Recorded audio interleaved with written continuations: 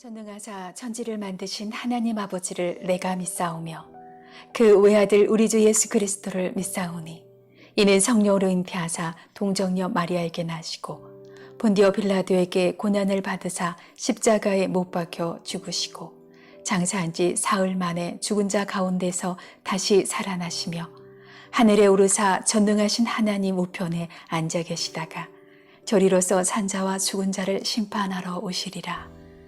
성령을 믿사오며 거룩한 공예와 성도가 서로 교통하는 것과 죄를 사하여 주시는 것과 몸이 다시 사는 것과 영원히 사는 것을 믿사옵나이다.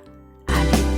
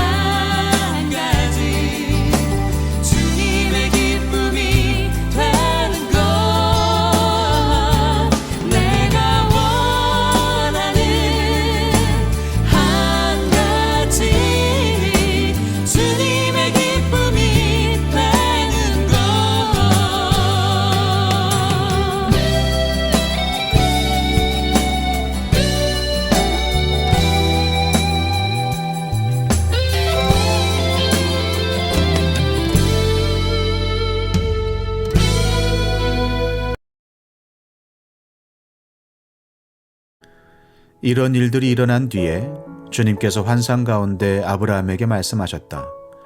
아브라함아, 두려워하지 말아라. 나는 너의 방패다. 네가 받을 보상이 매우 크다. 아브라함이 여쭈었다. 주 나의 하나님, 주님께서는 저에게 무엇을 주시렵니까? 저에게는 자식이 아직 없습니다. 저의 재산을 상속받을 자식이라고는 다마스쿠스 녀석 엘리에셀 뿐입니다. 주님께서 저에게 자식을 주지 않으셨으니 이제 저의 집에 있는 이 종이 저의 상속자가 될 것입니다. 아브라함이 이렇게 말씀드리니 주님께서 그에게 말씀하셨다. 그 아이는 너의 상속자가 아니다. 너의 몸에서 태어날 아들이 너의 상속자가 될 것이다. 주님께서 아브라함을 데리고 바깥으로 나가서 말씀하셨다. 하늘을 쳐다보아라. 내가 셀 수 있거든 저 별들을 세어보아라. 그리고는 주님께서 아브라함에게 말씀하셨다. 너의 자손이 저 별처럼 많아질 것이다. 아브라함이 주님을 믿으니 주님께서는 아브라함의 그런 믿음을 의로 여기셨다. 시작과 기원의 책 창세기 15장은 두 번의 하나님과 아브라함의 만남으로 구성되어 있습니다. 첫 번째 만남은 1절부터 6절까지 씨와 관련된 약속의 만남이고요. 두 번째 만남은 7절부터 21절까지 약속된 땅과 관련됩니다. 자, 이 두 만남은 같은 구조를 가지고 있는데요. 먼저 하나님이 아브라함에게 찾아오셔서 약속을 말씀하시면 아브라함은 아직 성취되지 않은 약속에 대해 하나님께 반문하고, 이에 하나님이 상징 행위를 통해서 아브라함에게 약속을 재확증해 주시는데요. 자, 1절 보시겠습니다. 이런 일들이 일어난 뒤에 주님께서 환상 가운데 아브라함에게 말씀하셨다. 아브라함아, 두려워하지 말아라. 나는 너의 방패다. 내가 받을 보상이 매우 크다. 자, 1절에서 이런 일들이 일어난 뒤에, 이런 일들은 앞 14장의 사건들을 말합니다. 자, 아브라함의 믿음의 여정에서 반복되는 패턴이죠. 아브라함이 믿음의 결정을 내리면, 믿음으로 행하면, 그런 일을 행한 후에 하나님이 아브라함에게 합당한 보상을 해 주십니다. 이로써 아브라함의 믿음이 점점 성장해 가는데요. 자, 이러한 일이 일어난 뒤에 하나님께서 보상을 주십니다. 자, 사랑하는 성도님 여러분, 이처럼 우리가 믿음의 시험을 통과하면 반드시 보상이 뒤따릅니다. 믿음의 결정, 믿음의 선택을 하면 하나님이 그에 걸맞는 보상을 주시는데요. 자, 14장에서 아브라함이 행한 이러한 일들, 믿음의 행위는 무엇인가? 우리가 다시 한번 복습하고 넘어가면, 아브라함이 위험에 빠진 조카 롯을 구하기 위해서 위험을 무릅쓰고 기꺼이 달려갔습니다. 롯을 향한 신실함이지요. 또 아브라함이 소돔 왕에 의해서 더럽혀진 전리품, 재물을 기꺼이 포기합니다. 소돔 왕 덕분에 아브라함이 부자가 되었다는 소리를 듣느니 차라리 재물을 포기합니다. 아브라함은 재물보다 하나님을 우선시했습니다. 롯을 향한 신실함, 재물보다 하나님을 선택함, 아브라함이 행한 이 믿음에 대해서 하나님이 보상해 주십니다. 하나님의 보상의 원칙은 분명한데요. 포기한 것과는 비교할 수 없을 정도로 매우 큰 보상을 해 주십니다. 아브라함이 포기한 소돔 왕에 의해서 더럽혀진 전리품과는 비교할 수 없을 정도로 매우 큰 것으로 보상해 주십니다. 그러므로 사랑하는 성도님 여러분, 믿음으로 행하기를, 믿음으로 내려놓기를 주저하지 마십시오. 여러분이 내려놓은 것보다, 여러분이 포기한 것과는 비교할 수 없을 정도로 하나님께서 매우 큰 보상을 우리에게 허락해 주십니다. 자, 하나님이 아브라함에게 보상을 말씀하세요. 약속을 말씀하십니다. 그랬더니 아브라함이 반문하는 거예요. 하나님이 저에게 아무리 큰 보상을 주셔도 저에게는 그 재산을 물려줄 자녀가 없습니다. 하나님이 자녀를 주시지 않았으니 종이 나의 상속자가 될 것입니다. 지금 아브라함이 지쳤습니다. 내가 너로 큰 민족을 이루게 할게, 내가 너에게 땅을 줄게 라는 이 약속을 믿고 떠난 지가 10년이 지났는데도 이제 몸은 점점 늙어서 하루가 다르게 변하는데도 여전히 씨 하나 생기지 않고 여전히 땅 한 평 없는 처지에 하나님의 약속과 점점 멀어지는 현실에 아브라함이 지쳤습니다. 그래서 하나님 앞에 푸념을 늘어놓고 있는 것이에요. 자, 이것이 우리의 연약함입니다.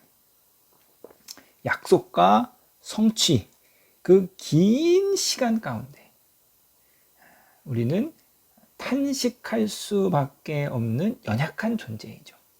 자, 우리 인간의 연약함, 아브라함의 연약함, 아브라함의 우리의 그 연약한 믿음을 하나님이 이제 세워주세요. 하나님이 아브라함을 밖으로 끌고 나와서 하늘의 뭇별을 보여주시면서 내 자손이 저 별들과 같이 많을 것이다. 하나님이 약속을 재확증해 주시는데요. 자, 본문을 김회권 교수가 이렇게 설명하고 있습니다. 과연 이때 하나님은 아브라함에게 별들이 총총 빛나는 하늘을 보여주시면서 무슨 생각을 하셨을까? 아브라함이 당신의 약속을 전적으로 믿어주기를 기대하셨을 것이다. 인간의 믿음을 얻기 위해 애쓰시는 하나님의 인격적이고 겸비한 분투가 눈물겹도록 황송하다. 아마도 하나님은 당신의 전능하심과 신실하심에 대한 믿음을 아브라함에게 심어주고 싶으셨을 것이다. 이처럼 하나님은 최선을 다해서 우리에게 믿음을 심어주시고 하나님께서는 전심을 다하여서 우리의 무너진 믿음을 다시 세워시기를 원하시는데요. 자, 아브라함이 이를 믿었습니다. 오늘 6절 보시겠는데요.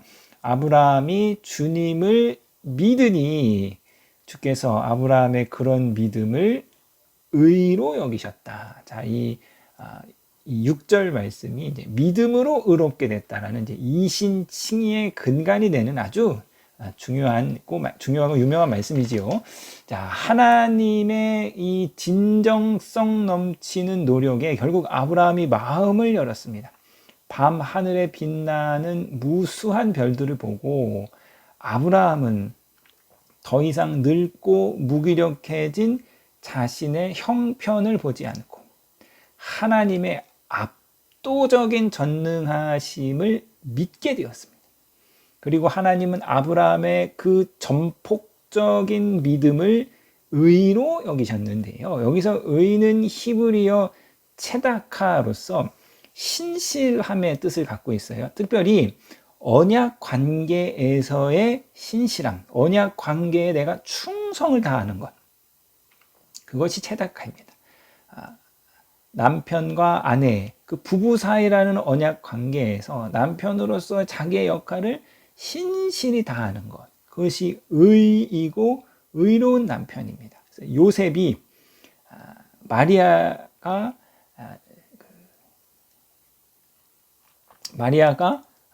임신했음을 알고 가만히 끊고자 했던 것, 남편으로서의 의무를 다 한 거죠. 막 소문내고 막 돌로 쳐죽임을 당해도 되는 그러한 죄인데도 요셉이 의로운 사람이었기 때문에, 신실한 사람이었기 때문에 가만히 조용히 끊고자 한 거죠. 언약의 관계에서 자신에게 주어진 의무에 최선을 다하는 것, 상대방은 언약을 지키지 않았을지라도 내가 최선을 다하는 것, 이것이 바로 신실함, 체다카, 의입니다. 그러니까 하나님이 이 의를, 아브라함 속에 있는 의를 지금 확인하신 거예요. 하나님이 어떠한 경우라도 하나님의 약속을 믿고 하나님과의 언약에 신실할 것을, 그 체다카를, 그 의가 아브라함 속에 있음을 인정하셨습니다. 그리고 이어지는 본문에서 하나님이 아브라함과 언약을 체결하십니다. 아브라함을 당신의 언약의 파트너로 세우신 것이죠. 자, 사랑하는 성도님 여러분, 바로 믿음입니다. 어떠한 믿음입니까? 하나님의 약속을 향해 흔들리지 않는 굳건한 믿음입니다. 하나님의 약속을 향해 흔들리지 않는 굳건한 믿음, 이 믿음으로 하나님께 의롭다 칭함을 받으시는 저와 여러분이 되시기를 주님의 이름으로 부탁드리겠습니다.